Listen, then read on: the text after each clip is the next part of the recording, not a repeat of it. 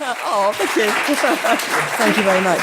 And I think it's an absolutely beautiful link between John's talk and my talk.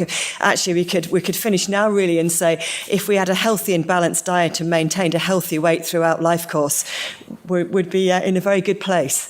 And really that's what I'm also going to be talking about. So developing foods for the older population. On our menu for this afternoon or for this evening now for me is these three aspects really. What are some of the issues in food choice and diet, but I'm looking at it from the actual food choice perspective really in later life. A little bit about our sensory perception, how that influences food choice and how that actually alters both with age and frailty. Actually, that comes back to John's message of damage too as well, actually. And then how can we look at designing foods? And I've actually concentrated on the older population for this, but it's also around. Sorry, I'm confused with my slides. Go on. There we go.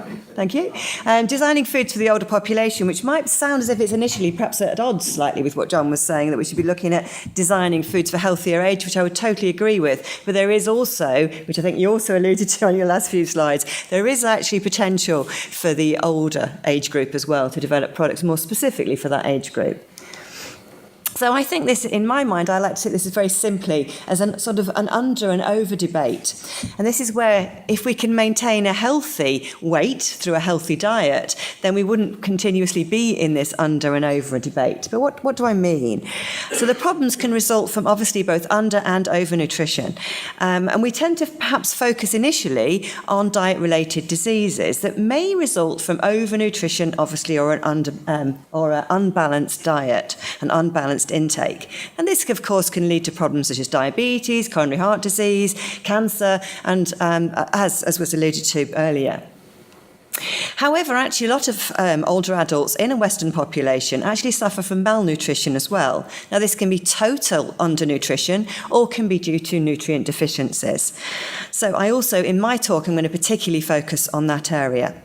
But I should say that overall, of course, diet can have a really positive role, and the foods that we choose, therefore, have a very positive role in helping us to prevent or reduce cognitive decline, to help maintain bone health, maintain immune function, maintain gut health. So really, I suppose I'm saying food choice in later life has a really, really important role to play. And just on that sort of the balanced part of it to start with, then of course the food components that we may want to promote in our diets of older people, but really diets as we ourselves are aging rather than waiting until we've got older, are of course foods that can help improve cognition. So you might be thinking around omega-3 fatty acids, alluded to by the fish there, flavonoids in some of our fruits. We can be looking at foods to help prevent coronary heart disease, cancer and type 2 diabetes, obviously with more fruit and veg, high fibre, low sat fat, and limiting our free sugars. And of course, on the right-hand side here, we might be looking at foods for improved bone health, maintaining calcium and vitamin D, and obviously sufficient protein as well. So these are some of the positive things that we can do. We want to, however, be able to prevent, or in addition, prevent this malnutrition, this particular undernutrition of older adults in our developed country. In the countries such as the UK, it's always quite shocking when we look at such high proportions of the older old that are actually suffering from malnutrition. And the figures that are up there in percentages are relatively recent figures from BayPen. I have to say that actually it's been about 10 years now that I've been working on and off in this particular area, and I have to say those figures haven't changed hugely in that time.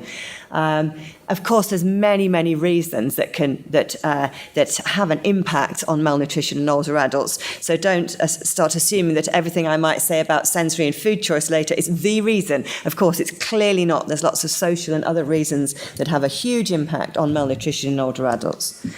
However, some of the risk factors pointed out by the British Dietetics Association just last year in 2017 were these factors here, in terms of you've got the social factors on the left there, things that you would obviously expect to have an influence, such as social isolation and living in poverty.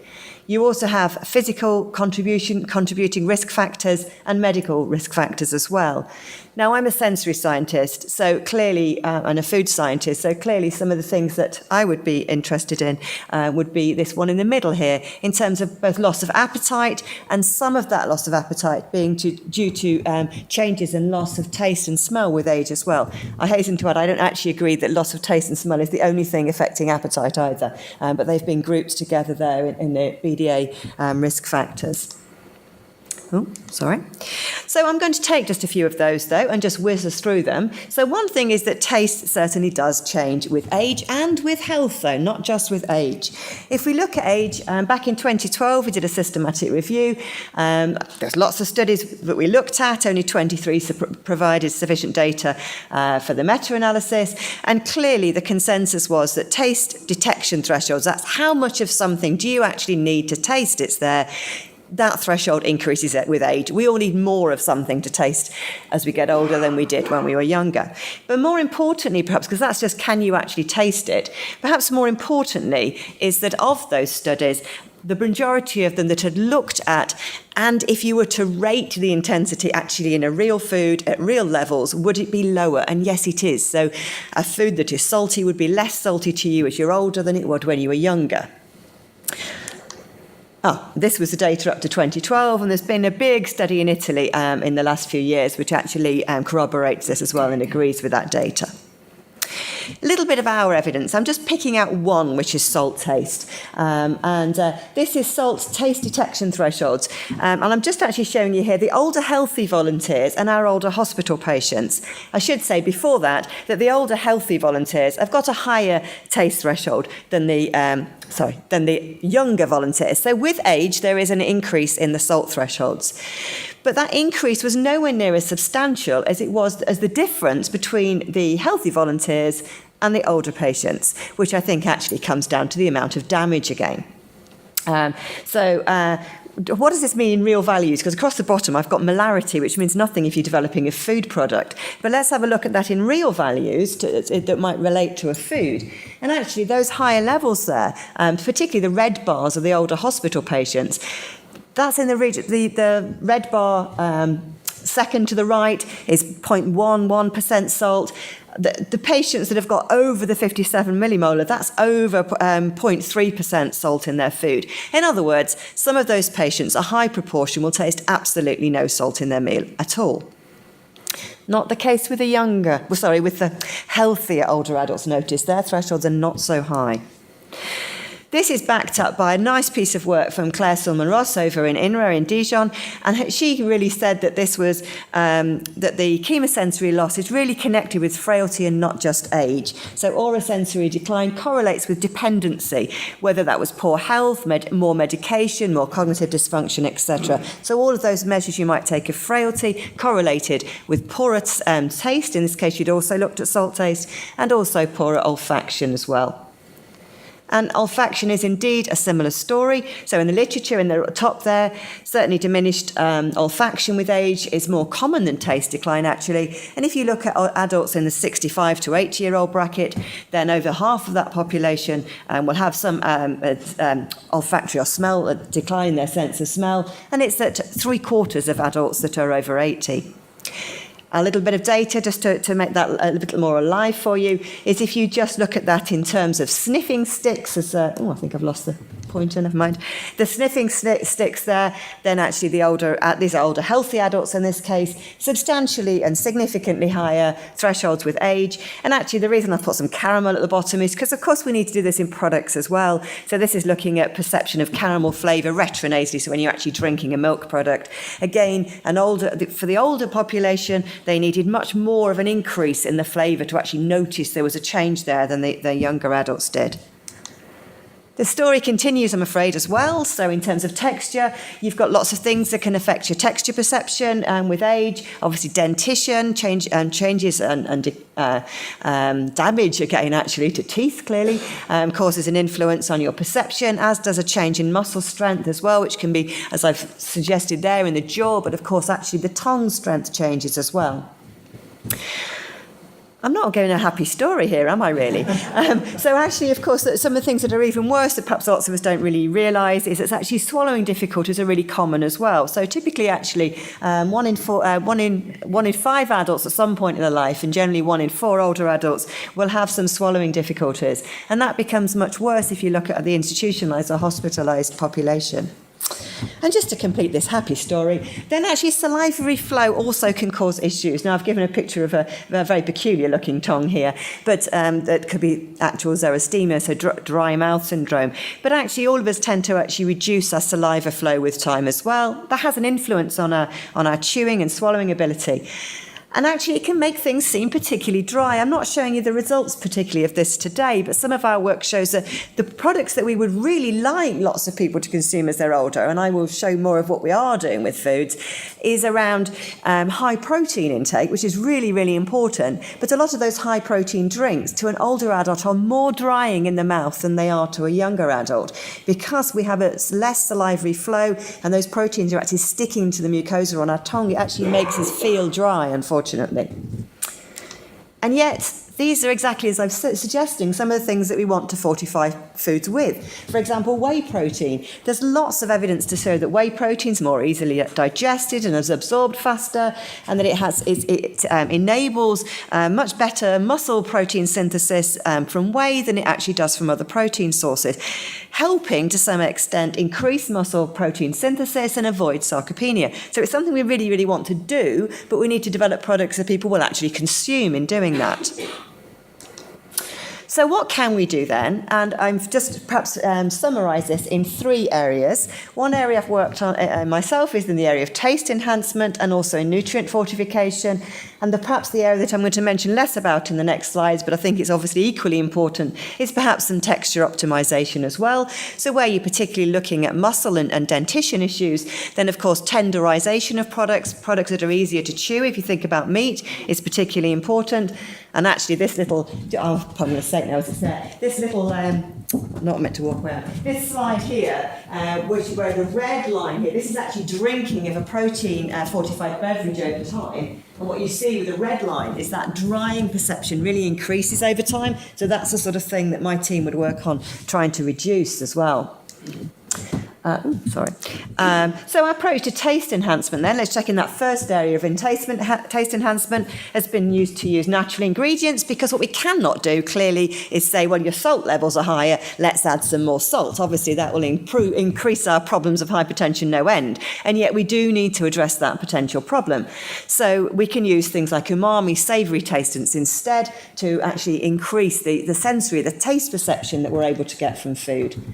To cut a long story short, we did some work in this area with the Royal Berkshire Hospital here in this case, where we developed foods and tested them with older adults in the community first, and then took this taste-enhanced recipes, to naturally taste-enhanced recipes into the hospital setting.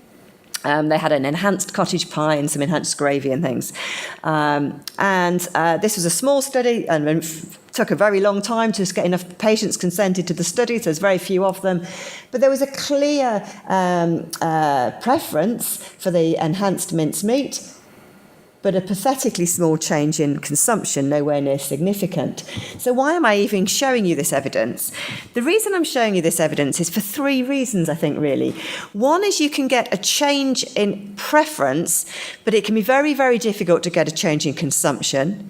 Second reason I'm showing you the evidence is because look how pathetically small this trial was, and yet it took 9 months to complete. It's really difficult to get people older patients, to consent to this type of study, and they have the cognitive capacity to consent to this type of study. It's a real issue in collecting data.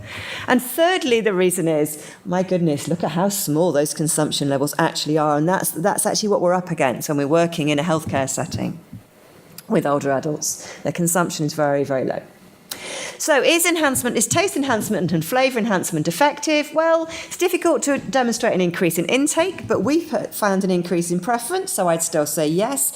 What's the body of evidence in the literature saying out there? 2 papers which, when you initially read them, seem to have conflicting opinions. They don't. They have the same opinion, really. The first group, Vendor Brady's group over in Denmark, is really saying flavour and texture modifications do usually enhance liking of most foods for the dependent elderly. And what actually the Stephanie Kramer's group in Holland are saying is that actually it doesn't tend to work so well with independent living seniors. What does that mean? There's less damage, actually, as you were saying earlier. If we are looking within a healthy older group, there's less damage to their taste, to their olfaction. So, of course, taste enhancement is less important and may actually go the wrong way. It may feel too tasty and you don't want so much of it. But actually, with our dependent group, it seems to be quite important because actually the damage, of course, to taste and olfaction has been greater. So that was a little story on enhancement. What about fortification? So actually, the reason I've picked up these BDA guidelines again, these are 2017 guidelines for vulnerable adults in healthcare settings. The points I'm trying to make are very simple. One is that whether you're looking at nutritionally well or nutritionally vulnerable, the energy intake requirements are suggested are over 1,800 calories. What I will assure you is that if you look at any study in a hospital setting of older adults, the typical consumption tends to be between 900 and 1,000 calories. So it's substantially less than that.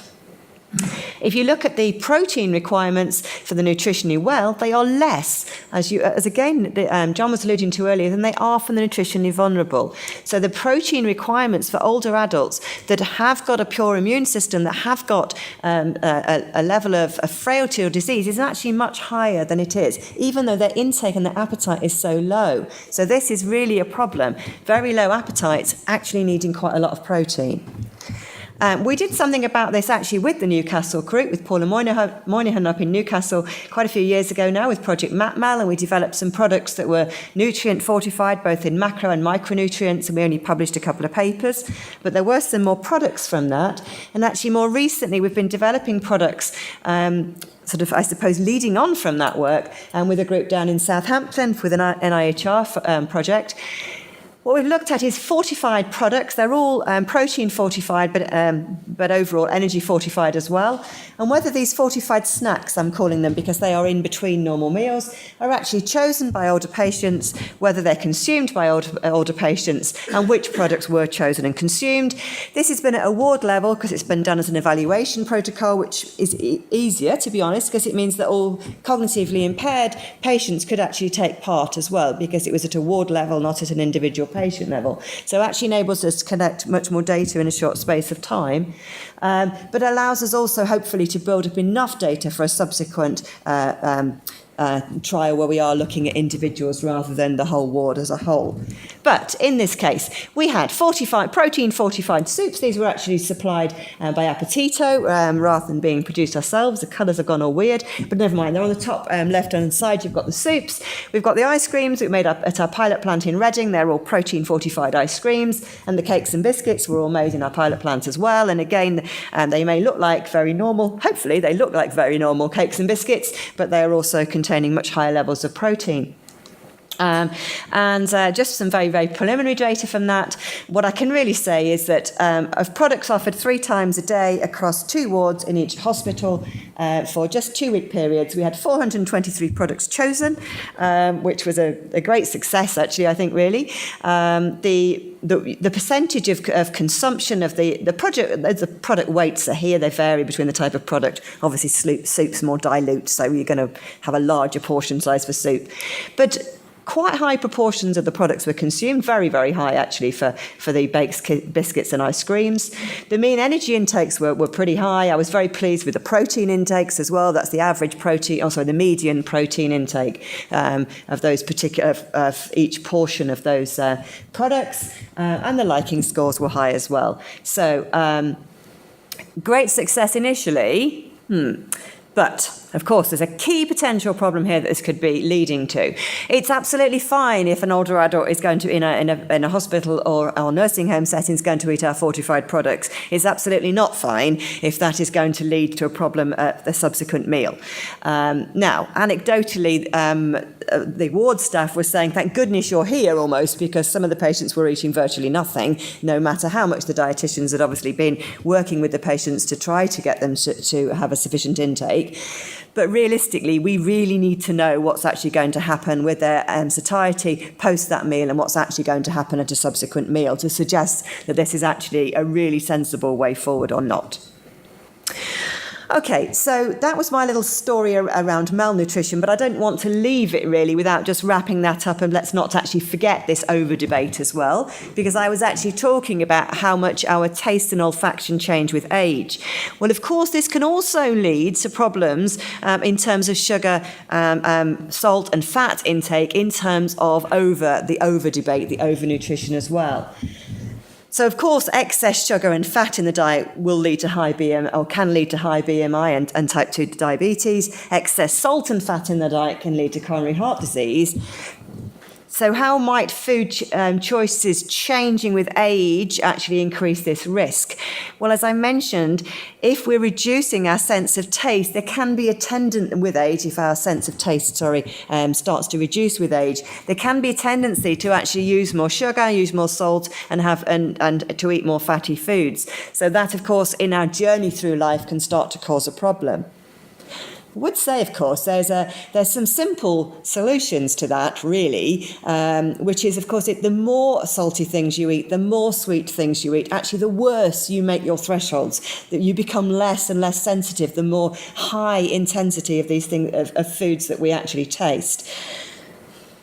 One could then argue and think about the whole way we're actually looking at sugar reduction, and that's a whole different debate. But if we keep everything very, very highly sweet, we're not doing an awful lot to improve our sense of sweet perception, which means we tend to like sweeter and sweeter things. So not necessarily the only direction to be moving in. Anyway, so we can make things worse for ourselves as we're getting older, because we will have this deterioration with age, and that will tend to mean that we want to have saltier and sweeter and fattier things. And that will just is a vicious cycle, really. There is, of course, an increased need for convenience food for a lot of older adults, and this can be foods that are less nutritionally balanced. Similarly, there can obviously be less money to spend on food, of course, and therefore we tend to end up purchasing and having a higher intake of highly processed, high sugar, salt and fatty foods, because they are the ones that are cheaper. So really, does the food industry carry a responsibility here? And I think I was really delighted with the talk from Tesco's to actually hear that, to say that actually, yes, the food industry, I think, does hold a responsibility there. So that was a nice link back. So in summary then, and summary and new challenges, the things that I think are coming out for me are still that taste and flavour enhancement is useful, but really mainly probably for more dependent older adults than for everybody in the population. Nutrient fortification, I think, is really important, particularly in protein and possibly with micronutrients. We really need a better understanding of appetite control as we age. We're getting a greater understanding of appetite control, but we need to focus that more as to how that's changing with older age. And we need to therefore look at this understanding of sensory and nutrient feedback mechanisms and how they work in terms of appetite control. We need more of a focus on texture for older adults, and finally, foods in retail that are affordable, nutritionally balanced, of an appropriate portion size and appropriately packaged for us as we all become older. And if we think about that, that becomes around inclusive design, actually, doesn't it? So thank you very much for listening, for all the volunteers that have taken part in any of the work I've presented, for all the people that I've collaborated with. I was partly representing a little bit of work from Appetito as they supplied products for our last trial, and some of the sponsors that we've had at the bottom there. So thank you very much.